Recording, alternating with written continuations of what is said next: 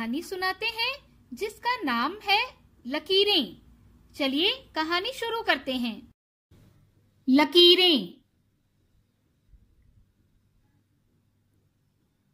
हमारी हथेलियों पर ये क्या है अब्बू? जोया ने पूछा। लकीरें, अब्बू ने जवाब दिया। लकीरें हर जगह मौजूद हैं, देखो इन पत्तों पर भी हैं।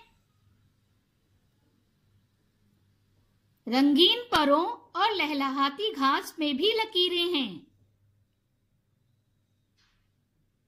समंदर की लहरों और बारिश में भी लकीरें हैं। मकड़ी के जाले और धुएं के मरगोले में भी लकीरें हैं। अब्बू, ये देखिए आपके कुर्ते में भी हैं। हाँ, और जोया की बनाई हुई तस्वीरों में भी हैं। उम्मीद है आपको ये कहानी पसंद आई होगी। तो ये रहा आज का सवाल आपके लिए। आपको आपके आसपास कहाँ-कहाँ और किन-किन चीजों में लकीरें नजर आ रही हैं, बताएं।